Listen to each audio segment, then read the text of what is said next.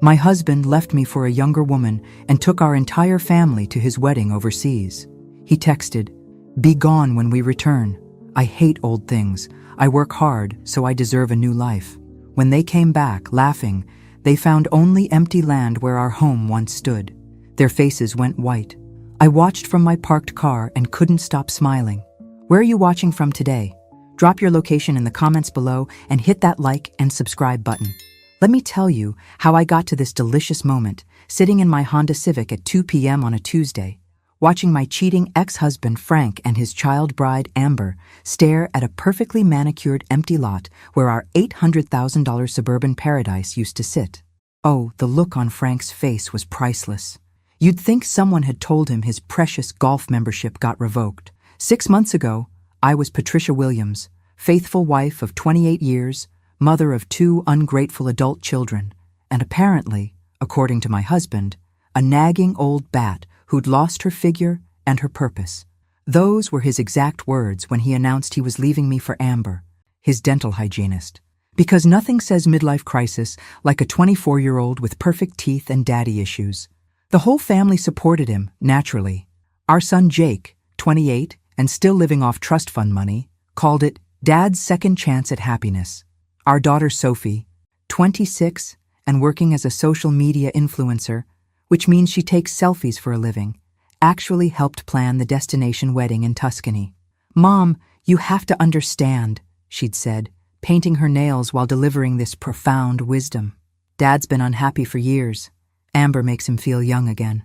I wasn't invited to the wedding, obviously. Frank made that crystal clear when he moved out. "Patricia, I need you gone when we get back. Start fresh somewhere. Maybe Florida, where old people go." He'd actually laughed at his own joke while loading his golf clubs into Amber's pink Jeep. I hate old things. I work hard, so I deserve a new life. But here's what Frank didn't know about his old wife. I'd been planning for this day since the moment I found Amber's thong in his gym bag 3 years ago. See, Frank thought he was clever, but I'd been handling our finances for decades. Every investment, every account, every asset that man thought he owned? Well, let's just say Frank was about to learn the difference between his name being on something and actually owning it. The look on their faces when they pulled into our driveway and found nothing but fresh sod and a for sale sign was worth every penny I'd spent on the demolition crew. But that was just the beginning. Frank's voice carried across the empty lot like a wounded animal. "Patricia!" he screamed, spinning in circles on what used to be our front porch. "What did you do to my house?" I rolled down my window just enough to hear him clearly. This was better than any soap opera I'd ever watched. Amber was clutching his arm, wobbling on her designer heels. Apparently stilettos and grass don't mix well. Who knew? Her bleached hair was whipping around her face in the afternoon breeze, and she looked like she was about to cry. Poor little thing probably thought she was moving into a mansion. "Frank, honey, where's our house?" Amber's voice was that special kind of whiny that could shatter glass. "You said we had a beautiful house with a 3-car garage and a pool." "We did have a house." Frank was red-faced now, that vein in his forehead pulsing the way it used to when he couldn't find the TV remote. "Patricia, I know you're here somewhere. This is my property." Actually, sweetheart, it wasn't. But I wasn't about to interrupt this beautiful breakdown to explain property law. I'd learned so much about legal loopholes in the past 6 months. Amazing what you can accomplish when you have time, money, and a burning desire for justice. My phone buzzed with a text from my divorce attorney, Margaret Chen. "Demolition complete. He can't touch you legally. Enjoy the show." Margaret was 68, sharp as a razor, and had been handling messy divorces for 40 years. When I'd told her my plan, she'd smiled like a shark, spotting blood in the water. Frank was now frantically dialing someone on his phone, probably his lawyer, the poor man who'd thought this was going to be a simple asset split. I'd met him once, a nervous little guy who kept wiping his glasses and saying, "This is highly unusual," every 5 minutes during our meetings. "What do you mean the house was legally sold?" Frank's voice cracked. "I lived there. My name was on the deed. Check again." I almost felt sorry for him. Almost. Then I remembered the night he came home reeking of Amber's vanilla perfume and told me I should consider updating my look because maintenance matters in a marriage. The same man who hadn't seen the inside of a gym since Clinton was president was giving me beauty advice. Amber had started crying now, actual tears ruining her carefully applied makeup. "Frank, I quit my job. I gave up my apartment. You promised me we'd have a beautiful home together." "We will, baby. This is just a misunderstanding." Frank was sweating through his Tommy Bahama shirt, a shirt I'd bought him for Christmas 3 years ago. "Patricia's just being vindictive. We'll fix this." That's when Jake's BMW pulled up. My heart did a little skip, wondering if maybe, just maybe, one of my children would show some concern for their mother. But no. Jake jumped out of his car looking panicked. Not about me, but about the missing house where he'd planned to crash between jobs. "Dad, what the hell happened to the house?" "Your psycho mother happened," Frank spat. And that, right there, was his second mistake. The first was cheating. The second was calling me psycho in front of witnesses, because I'd been recording this whole beautiful meltdown on my phone, and my lawyer was going to love this footage. "Dad, you can't be serious." Jake was staring at the empty lot like it might magically sprout a house if he concentrated hard enough. "Where are we supposed to live?" "We'll figure it out, son." Frank was trying to sound calm, but his voice had that high-pitched quality it got when he was trying not to panic. "This is just temporary. Your mother's playing games, but I'll straighten this out legally." Sophie's car pulled up next, her Instagram-famous pink Mustang looking ridiculously out of place next to the suburban emptiness. She climbed out slowly, her phone already recording, because heaven forbid she experience a family crisis without documenting it for her followers. "Oh, my God." Sophie's voice was breathless. "Dad, this is totally insane. My childhood home is just gone?" She was definitely recording this for TikTok, probably already thinking of captions like, "Family drama is wild," or "When your stepmom ruins everything." "Actually, sweetheart, your stepmom had nothing to do with this. This was all your dear old mom, the one you haven't called in 3 months. Patricia did this," Frank announced to Sophie like he was delivering breaking news. "She sold our house out from under us while we were at the wedding." "Wait, she can do that?" Amber's voice cracked. "I thought you said everything would be fine.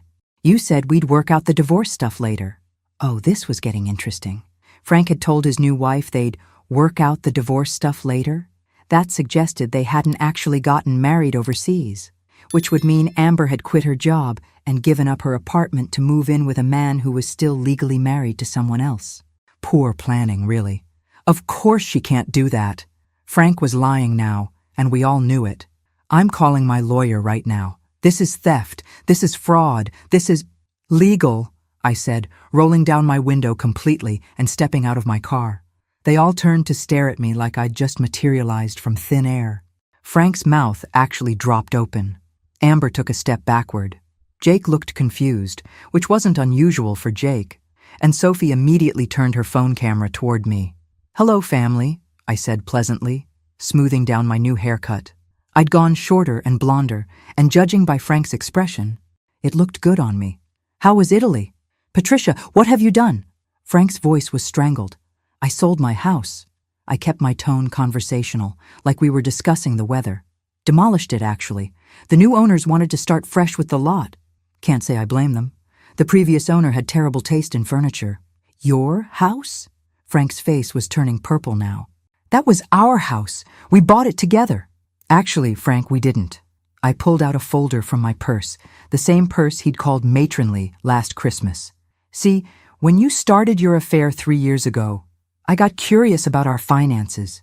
Imagine my surprise when I discovered that the house was purchased entirely with inheritance money from my parents. My name was the only one on the original deed." The silence stretched out like a rubber band about to snap. "That's impossible," Frank whispered. "Your name was added later, as a gift, when I thought we had a solid marriage. But gifts can be revoked under certain circumstances. Adultery, for instance." I smiled sweetly at Amber, who was looking increasingly confused and slightly sick. "Frank, what is she talking about?" Amber's voice was small now. That's when I decided to drop the first bomb. "Oh, honey, didn't he tell you? Frank and I are still married." The color drained from Amber's face so fast I thought she might faint. "Still? Married?" "Very married," I confirmed cheerfully. "You see, Frank told everyone you two got married in Italy, but what he didn't mention is that you can't actually get married when you're already married to someone else. That's called bigamy, and it's illegal in most civilized countries. Frank? Amber's voice was barely a whisper. Frank, tell her she's lying. Frank opened and closed his mouth like a fish gasping for air. Sophie had stopped recording and was staring at her father with growing horror. Even Jake, who could usually sleep through a tornado, was looking alert. We were going to... The paperwork got complicated. Frank was stumbling over his words like a drunk man trying to walk a straight line. What paperwork? I asked innocently. The divorce paperwork I never signed? The paperwork your lawyer never sent me? Or maybe you mean the marriage license that doesn't exist because you're already married to me? This was the part I'd been looking forward to for months. You see, Frank had spent so much energy planning his romantic Italian getaway that he'd forgotten about tiny details like actually filing for divorce. He'd assumed I'd just quietly disappear, sign whatever papers he eventually got around to sending me, and let him live his best life. Men like Frank always assume women like me will just roll over and play dead. We're supposed to be grateful for 28 years of marriage to someone who thinks Hooters is fine dining and considers scratching himself in public a form of self-expression. So you two had a commitment ceremony, I continued, enjoying the way Frank was sweating. Very sweet. Totally meaningless legally, but sweet. You bitch! Amber finally found her voice, and it was shrill enough to wake the neighbors. You ruined everything. We had plans. We were going to be happy. Were you now? I tilted my head sympathetically. And those plans included living in my house, spending my money, and playing stepmom to my children while I conveniently disappeared? How thoughtful of you to plan my life for me. Mom, this is seriously messed up. Sophie was looking at me like she was seeing me for the first time. You can't just destroy people's lives because you're mad. Can't I? I asked. Your father destroyed my life when he decided a marriage was something he could just walk away from whenever he got bored. He took our children, our friends, our social circle, and tried to take our home. The only thing he didn't take was my brain. Jake was frantically typing on his phone, probably trying to find somewhere else to live.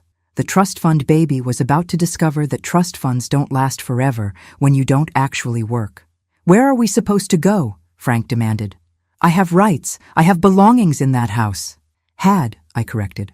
Past tense. And actually, your belongings are in a storage unit across town. Unit 247. The rent's paid through the end of the month. I handed him a small key. After that, you're on your own. A storage unit? Frank stared at the key like it was a dead mouse. You put my stuff in storage? I kept what mattered to me and donated the rest to charity. Amazing how little actually mattered when I really thought about it. That was true.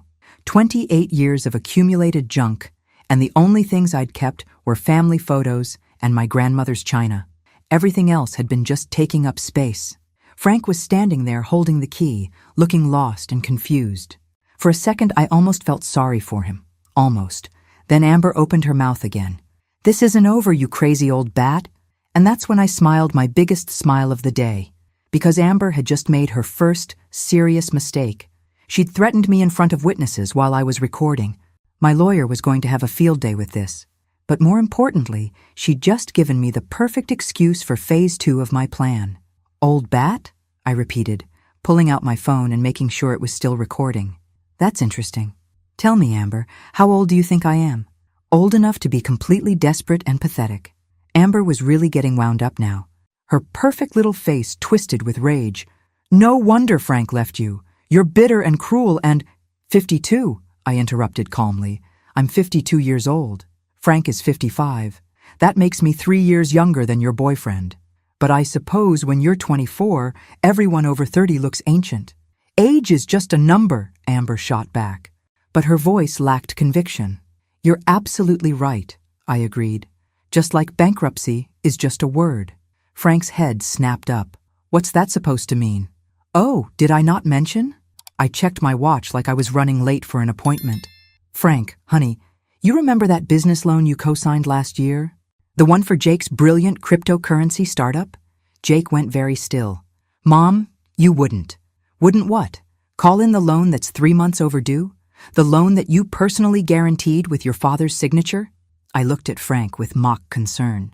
You did read the paperwork before you signed it, didn't you?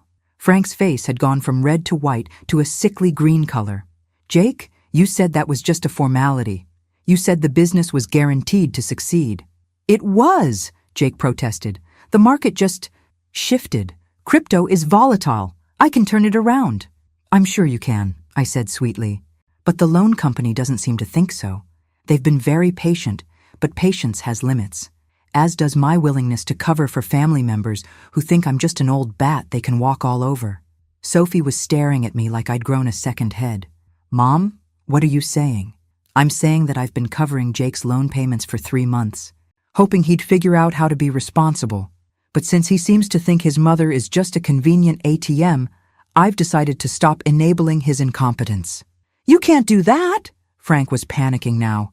"If that loan defaults, they'll come after my assets. My credit will be ruined." "What assets?" I asked innocently. "Your house is gone. Your savings account was frozen this morning pending the divorce proceedings. And your credit cards?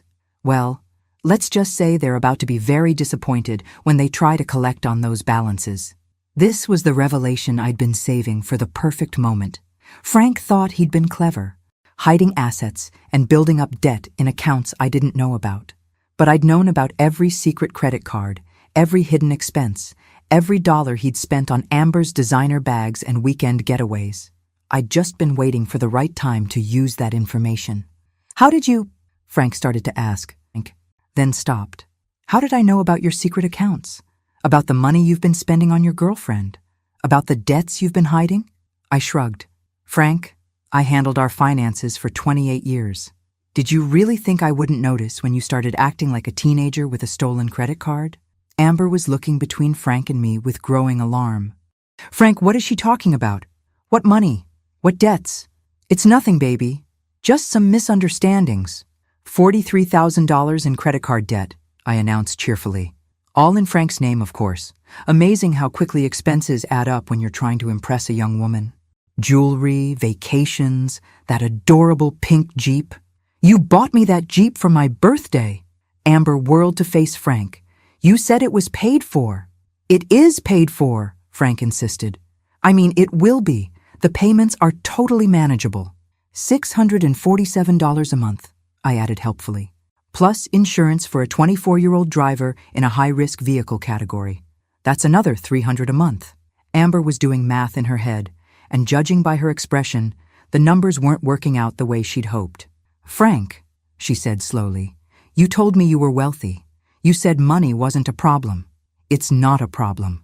Patricia's just being vindictive. Once the divorce is final, I'll get half of everything and—" "Half of what?" I interrupted. "Frank, sweetie, there is no everything to split. There's just debt, mountains of it, all in your name." And that's when I saw it. The exact moment when Amber realized she'd quit her job, given up her apartment, and attached herself to a man who was not only still married, but also completely broke. The exact moment when she understood that she'd traded her independence for a fantasy that was never going to come true. It was beautiful. Wait. Amber was waving her hands around like she was trying to clear smoke. "Frank, you told me you owned a successful company. You said you were planning to retire in 5 years. "I do own a company," Frank protested, but his voice lacked its usual confidence. "Williams Construction has been profitable for 15 years. "Williams Construction?" I laughed out loud for the first time all day. "Oh, honey, that's precious. Tell her about Williams Construction, Frank. Tell her who actually owns it." Frank's silence was answer enough, but I was enjoying myself too much to stop now. "You see, Amber, Frank likes to tell people he owns a construction company. What he doesn't mention is that Williams Construction is owned entirely by me. Frank is an employee, a well-paid employee, I'll grant you, but still just an employee." That's impossible," Frank was sputtering. "Is it? Should I call Tom Bradley and ask him who signs his paycheck?" Tom was Frank's foreman, a good man who'd been running the actual operations for years while Frank played golf and told people he was a business owner. Or maybe we should ask the IRS. Since I've been filing the business taxes for 15 years, this was my favorite part of the whole plan. Frank had spent so many years taking credit for my work, for my money, for my decisions, that he'd actually started believing his own lies. He really thought he owned the company, even though every legal document clearly showed my name as sole proprietor. "But I built that company," Frank shouted. "I worked 60 hours a week for years."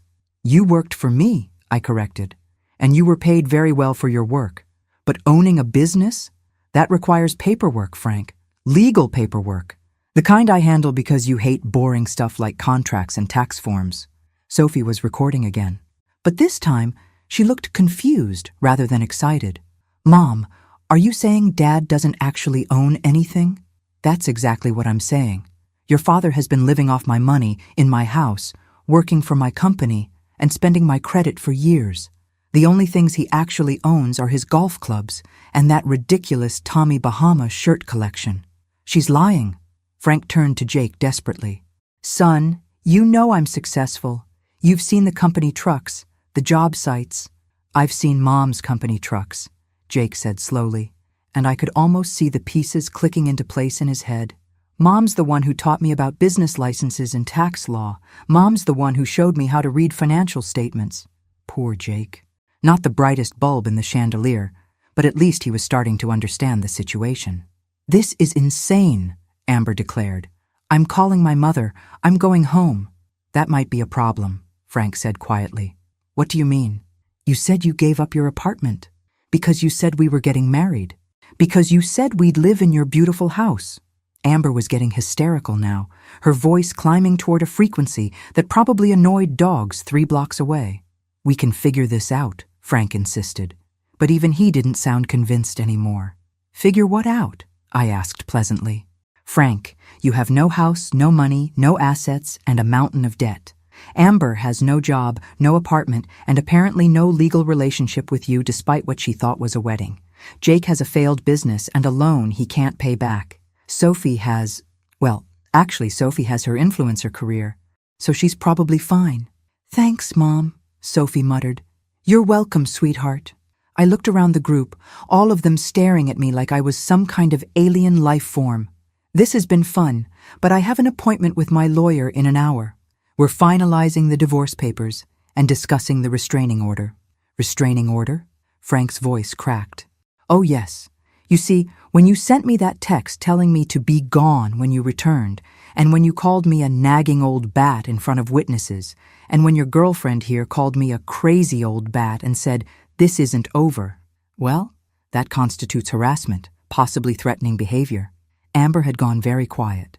Smart girl. Unfortunately for her, it was too late for quiet. "Margaret thinks we have an excellent case for a restraining order that would prevent any of you from contacting me, coming within 500 feet of my new residence, or attempting to interfere with my business operations." "Your new residence?" Frank asked weakly. I smiled and pulled out my car keys. Did I not mention? I bought a lovely condo downtown. Cash purchase, of course.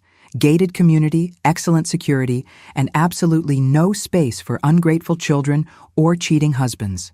That's when I delivered the final blow of Phase 2. "Oh, and Frank, you might want to check your email. The divorce papers were filed this morning. Since you never responded to any of the previous notifications, and since you've been committing adultery for 3 years, this is going to be what's called an uncontested divorce. I get everything, you get nothing, and your girlfriend gets to learn what it's like to date a broke, homeless, middle-aged man with terrible credit." I climbed back into my Honda Civic and started the engine, rolling down the window one more time. "Have a wonderful day, everyone. And remember, I work hard too, so I deserve my new life." As I drove away, I could see them in my rearview mirror, standing on the empty lot like survivors of some natural disaster, trying to figure out what had just hit them. But I wasn't done with them yet. Phase 3 was going to be even better. 3 weeks later, I was sitting in my new downtown condo, sipping wine on my balcony overlooking the city lights, when my phone started ringing. The caller ID showed Jake's number, and I actually debated whether to answer. But curiosity got the better of me. "Hello, Jake." "Mom, we need to talk." His voice sounded different. Tired. Defeated, maybe. "Can I come over?" "I'm sorry, but that's not possible. There's a restraining order. Remember? You'd have to stay 500 feet away from my building." "Mom, please. I know we screwed up. I know Dad screwed up. But this is getting out of hand." I took another sip of wine. Through my floor-to-ceiling windows, I could see the city sparkling below me like a jewelry box. My new life was beautiful, quiet, and completely mine. What exactly is getting out of hand, Jake? Everything. Dad sleeping in his car. Amber moved back in with her parents and won't take his calls. Sophie's pretending this whole thing never happened, but she's getting dragged on social media because someone posted video of the empty lot thing. How unfortunate. I didn't feel even a little bit sorry for any of them. And the loan company, they're really aggressive, Mom. They're calling Dad at work, at your company, and they're threatening to garnish his wages. That's how debt collection works, Jake. You borrow money, you pay it back. If you don't pay it back, they make you pay it back. Simple concept. But he can't afford the payments. Not with rent and car payments and everything else. This was the part I'd been waiting for. The part where they'd come crawling back, realizing exactly how much I'd been holding their lives together. Jake, let me ask you something. When your father was living in my house, eating food I bought, driving cars I paid for, and working at my company, how much did he contribute to household expenses? Silence on the other end of the line. I'll tell you how much. 0. Frank hasn't paid for his own living expenses in over a decade. Everything he earned went toward his hobbies, his toys, his girlfriends. I paid the mortgage, the utilities, the insurance, the groceries, the maintenance. I subsidized his entire lifestyle while he told people he was a successful businessman. Mom, I didn't know. You didn't want to know. None of you wanted to know where the money came from, as long as it kept coming. You just assumed I'd always be there, always paying the bills, always cleaning up your messes. That's not fair, isn't it? Jake, you're 28 years old. You've never held a steady job, never paid rent, never even bought your own groceries. Your father is 55 and has never balanced a checkbook. Sophie makes money taking selfies, but has never paid her own insurance. You're all financial children. I could hear him breathing heavily on the other end of the line. What do you want us to do? He asked finally. I want you to grow up. I want you to learn what it feels like to work for something instead of having it handed to you. I want you to understand what I felt like for 28 years, being taken for granted by people who were supposed to love me. Okay, I get it. We took advantage. We were ungrateful. But Mom, what's done is done. Can't we move forward? Can't we be a family again? We were never a family. Jake, we were a woman raising 3 grown men who treated her like hired help. That stung, I could tell. Good. Maybe it would motivate him to actually think about his life choices. So what now? You're just going to let Dad be homeless? Let me go bankrupt? Jake, I'm not letting anything happen. You're adults making adult choices and facing adult consequences. This is called real life. But you could help us. You have the money. The company's doing well. And there it was. The real reason for the call. They weren't sorry for how they'd treated me.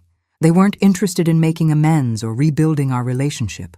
They just wanted me to fix their problems and write them another check. You're right, I said calmly. I do have money, and the company is doing very well. Tom Bradley is an excellent foreman, and without your father there to interfere with operations, we're actually more efficient than we've ever been. Wait, what do you mean, without Dad there? Oh, that was interesting. Frank hadn't told them about losing his job yet. Your father was terminated 2 weeks ago, excessive personal calls during work hours, using company resources for personal business, and a pattern of inappropriate behavior that was affecting morale. You fired Dad? I fired an employee who wasn't performing his duties. The fact that he used to be my husband is irrelevant to business operations. Jake was quiet for a long moment. Then, Mom, you're destroying us. No, Jake, I'm letting you destroy yourselves. I'm just not cleaning up the mess anymore. This isn't the mother I know. You never knew me, I said sadly. You knew a woman who was too afraid of losing her family to stand up for herself. You knew someone who would rather be miserable than alone. That woman is gone, and she's never coming back. I hung up before he could respond. Outside my window, the city hummed with life and possibility. My wine was the perfect temperature. My condo was exactly the right amount of quiet, and I had absolutely no one to take care of except myself. It was the best feeling in the world. The next morning, I was reading the newspaper, an actual paper newspaper, because some pleasures are worth preserving, when my building's concierge called up to my unit. Mrs. Williams, there's a young woman in the lobby asking to see you. She says she's your daughter. Sophie. I'd been wondering when she'd make her appearance. Please tell her that I'm not available for visitors, but if she'd like to leave a message, I'll consider it. She says it's urgent, ma'am. Something about her father being in the hospital. My blood chilled for a moment, but then I remembered who I was dealing with. Sophie could make a hangnail sound like a medical emergency if it suited her purposes. Please ask her for details about which hospital and the nature of the emergency. A few minutes later, the concierge called back. She says he's at General Hospital, ma'am. Something about chest pains and stress. She seems quite upset. Despite everything, Frank was still the father of my children. And despite my anger, I wasn't a monster. If he was genuinely ill, that was different from being homeless and broke. Tell her I'll meet her in the lobby coffee shop in 10 minutes. I dressed carefully. Not too formal, but certainly not like someone who was concerned or rushing. If this was a manipulation tactic, I wanted to make it clear that I wasn't falling for it. Sophie was sitting at a corner table when I arrived. Her phone face down for once, her usual Instagram-perfect makeup smudged with tears that looked genuine. Mom. She stood up when she saw me, and for a moment she looked like the little girl who used to crawl into my bed during thunderstorms. Sophie, tell me about your father. She sat back down heavily. He collapsed at work yesterday. Well, at Tom's worksite, I guess. Tom called the ambulance. What did the doctors say? Stress-induced heart palpitations, high blood pressure. They want to keep him for observation, but she trailed off, looking uncomfortable. But he doesn't have insurance anymore. Since you fired him, and he can't afford the hospital bills. There it was, the real reason for this meeting. Sophie, your father had insurance through Williams Construction for 15 years because I provided it. When he became unemployed, he became eligible for COBRA coverage, which would have maintained his insurance for up to 18 months. What's COBRA? I stared at my daughter. This 26-year-old woman who made more money than most people with real jobs, and she didn't know what COBRA was. COBRA is federal law that allows people to keep their employer-provided insurance when they lose their jobs. Your father received all the paperwork. He chose not to pay the premiums. Sophie looked genuinely confused. Why wouldn't he pay for insurance? Because COBRA premiums are expensive, and your father has been living in his car while spending what little money he has on trying to win Amber back.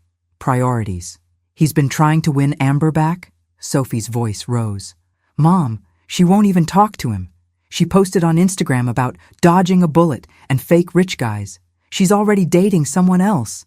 I almost felt sorry for Frank. Almost.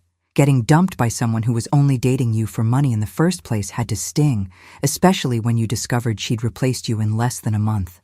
That's unfortunate for your father, but it's not my problem. Mom, he's in the hospital.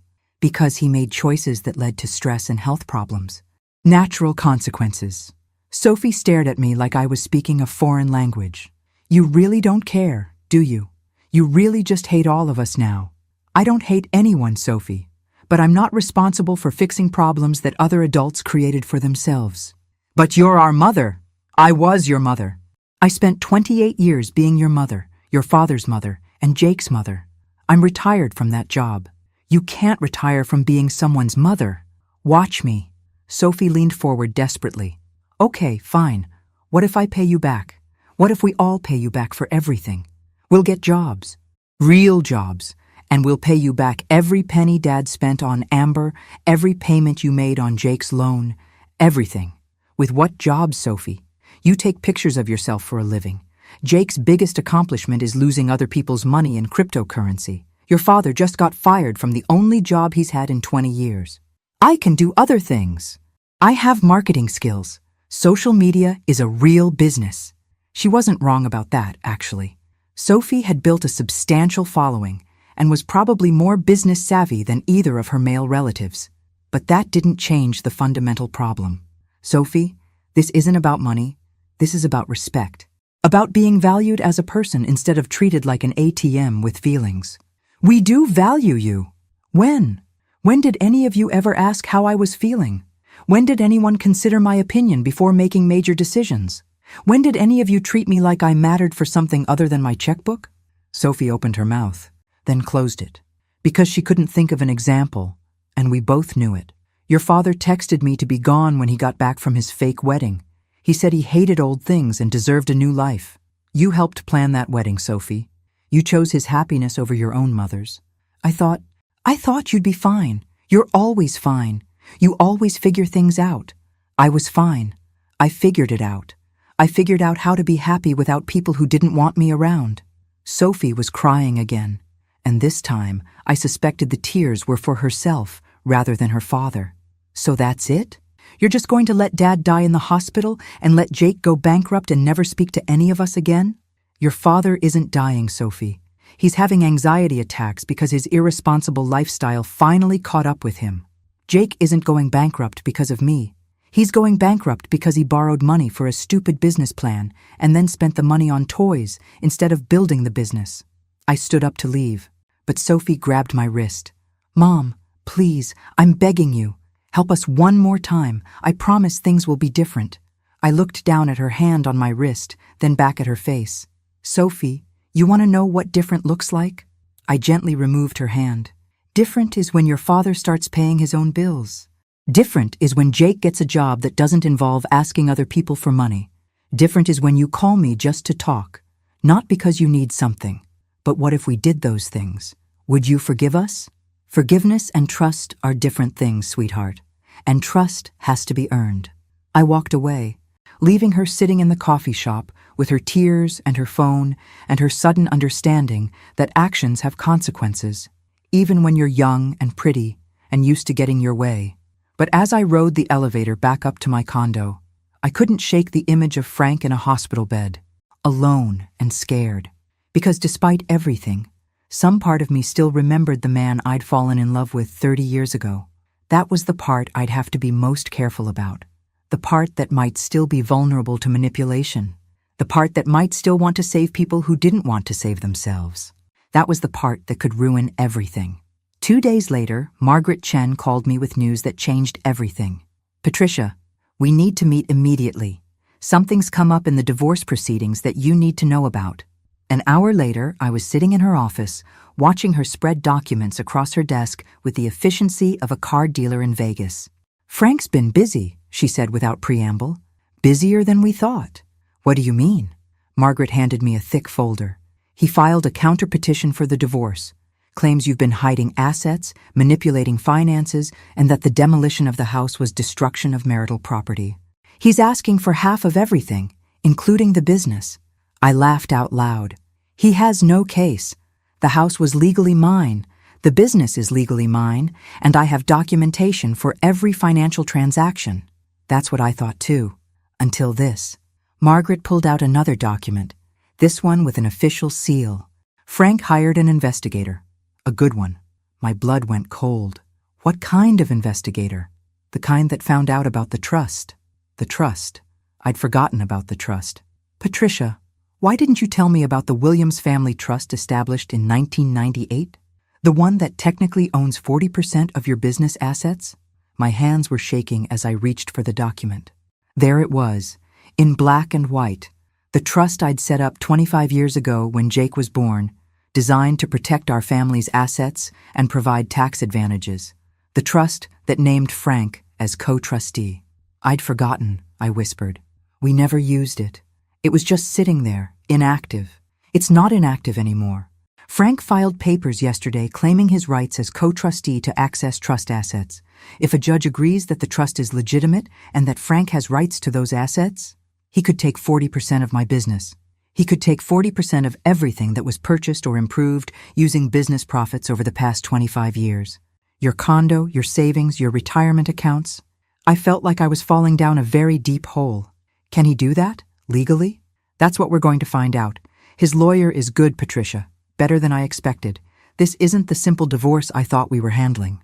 I spent the rest of the day in Margaret's office, going through every document, every contract, every financial record. By evening, the picture was clear and terrifying.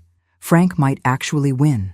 If the trust was valid, and it looked like it was, and if Frank's rights as co-trustee were upheld, and they might be, then everything I'd worked for, everything I'd built, everything I thought was safely mine could be split right down the middle. There has to be something, I said for the 10th time. Some loophole, some technicality. Patricia, I've been doing this for 40 years. Sometimes bad people win. Sometimes good people lose. Sometimes the law doesn't care about justice. That night I sat in my beautiful condo, looking out at my beautiful view, and realized that I might lose it all. Frank, sleeping in his car and having panic attacks, might end up with half of everything I'd worked for. The irony was spectacular. In trying to punish him for taking me for granted, I'd reminded him that I was worth taking seriously. In trying to show him how much he needed me, I'd shown him exactly how much I was worth. My phone rang. Frank's number. I almost didn't answer, but something made me pick up. Patricia. His voice sounded different, stronger, more confident than it had been in weeks. What do you want, Frank? I want to make a deal. What kind of deal? I drop the trust claim, you drop the restraining order and the divorce proceedings. We go back to being married, and we pretend none of this ever happened. Absolutely not. Think about it, Patricia. You give me another chance, and I give you back your money. I stay with you, and you stay rich. Win-win. Frank, you cheated on me. You humiliated me. You tried to steal my house and my business. You told me I was old and worthless. I made mistakes. I was going through a midlife crisis. It happens to everyone. It doesn't happen to everyone. It happens to selfish people who think their feelings matter more than other people's lives. Patricia, be practical. If this goes to court, you could lose millions. Millions.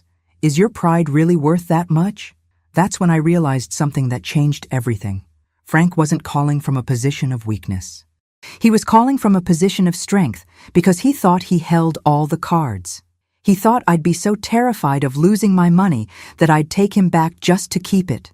He thought I was still the same frightened woman who'd rather be miserable than alone. He thought wrong. Frank, I said calmly, let me ask you something. How much do you think I'm worth? What do you mean? My net worth. How much do you think I have? I don't know. A few million, maybe? Try again. Silence on the other end of the line. Frank, you lived with me for 28 years, but you never paid attention to anything I actually did. You never looked at the real financial statements, never asked about the investments, never wondered why I worked such long hours or why I was always on the phone with lawyers and accountants. Patricia, what are you saying? I'm saying you have no idea what you're really fighting for, and you're about to find out why that's a problem. I hung up the phone and called Margaret. Margaret, it's time for Phase 4. Get ready to show Frank exactly what he's been taking for granted all these years. Phase 4? The one where he discovers that the trust is the least of his worries. Because Frank had just made his final mistake. He'd threatened to take what was mine, assuming I'd be too scared to fight back. He was about to learn the difference between someone who's afraid of losing everything and someone who's ready to burn it all down just to watch him cry. The court hearing was scheduled for the following Friday at 9 a.m. Frank arrived in his only remaining suit, the navy blue one I'd bought him for our anniversary 3 years ago. He looked confident, almost smug, like a man who was certain he was about to win the lottery. He had no idea what was about to hit him. Margaret and I took our seats across from Frank and his lawyer, a sharp-eyed man named David Parker, who'd built his reputation on complex financial cases. Parker had clearly done his homework, and I could see the thick folder of documents he'd prepared. Your Honor, Parker began when the judge called our case, my client is seeking his rightful share of marital assets that his wife has attempted to hide through illegal property transfers and financial manipulation. The judge, a stern-looking woman in her 60s named Judge Harrison, looked over her reading glasses at the paperwork. This concerns a trust established in 1998? Yes, Your Honor. The Williams Family Trust, which my client co-established with his wife, and which gives him equal rights to trust assets valued at approximately $4 million. Frank was practically glowing. $4 million was more money than he'd ever imagined having access to. Judge Harrison turned to Margaret. Counselor, how does your client respond to these claims? Margaret stood slowly, and I caught the slight smile playing at the corners of her mouth. Your Honor, Mrs. Williams does not dispute the existence of the trust. However, she would like to present evidence regarding the full scope of marital assets that Mr. Williams is claiming. Proceed. Margaret opened her own folder and pulled out a single sheet of paper. Your Honor, Mr. Williams has based his claim on the assumption that the Williams Family Trust represents the majority of his wife's assets. However, he has been operating with incomplete information. She handed copies of the document to the judge, to Parker, and to Frank. Frank's face went white as he read it. Your Honor, Margaret continued, Mrs. Williams's total net worth is not $4 million, as Mr. Williams believed. According to this certified financial statement prepared by the accounting firm of Bradley, Thompson & Associates, Mrs. Williams's current net worth is approximately $47 million. The courtroom was dead silent. Frank's mouth was hanging open like a broken gate. The Williams Family Trust represents less than 10% of Mrs. Williams' total assets. The majority of her wealth comes from real estate investments, stock portfolios, and business ventures that were purchased and developed using her inheritance money, not marital assets. Judge Harrison was reading the financial statement with raised eyebrows. Mrs. Williams, is this accurate? I stood up. Yes, Your Honor. My husband lived with me for 28 years, but he never took an interest in our finances beyond spending money. He has no idea what I've been building during our marriage. Furthermore, Margaret continued, Mrs. Williams would like to present evidence that Mr. Williams has been systematically stealing from marital accounts for the purpose of conducting an extramarital affair. She handed over another folder, this one thick with credit card statements, bank records, and receipts. Over the past 3 years, Mr. Williams has spent approximately $127,000 of marital funds on gifts, travel, and expenses related to his relationship with Ms. Amber Collins. This represents embezzlement of marital assets. Frank's lawyer was frantically whispering in his ear, but Frank looked like he was about to be sick. Your Honor, Margaret said, delivering the final blow, Mrs. Williams is prepared to offer Mr. Williams a settlement. What kind of settlement? Mr. Williams may keep his personal belongings, his car, and receive a one-time payment of $50,000 in exchange for relinquishing all claims to marital property, business assets, and trust funds. In addition, he will be required to repay the $127,000 he embezzled, either in cash or through wage garnishment over a period not to exceed 10 years. Frank was shaking now. Patricia, you can't be serious. I looked at him directly for the first time that day. Frank, you wanted a new life. This is your new life. You can accept the settlement and walk away with $50,000, which is more than you deserve. Or you can fight it and walk away with nothing except a criminal charge for embezzlement. Embezzlement? Frank's voice cracked. You can't prove that? Margaret handed the judge another document. Actually, Your Honor, we can. Mr. Williams used marital credit cards to purchase gifts for his mistress, charged vacation expenses to joint accounts, and withdrew cash from business accounts for personal use. All of this is documented. Judge Harrison had seen enough. Mr. Williams, I suggest you consider this settlement very carefully. Based on the evidence presented, your wife has grounds for criminal charges that would leave you with far less than $50,000. Frank looked at his lawyer desperately, but Parker was shaking his head.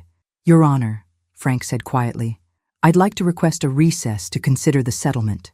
You have 15 minutes. In the hallway, Frank approached me with tears in his eyes. Patricia, I had no idea. About the money, about how much you'd built, You never meant to get caught, I corrected. Frank, you spent our entire marriage treating me like hired help while I was building an empire. You thought I was just some dependent housewife you could discard when you got bored.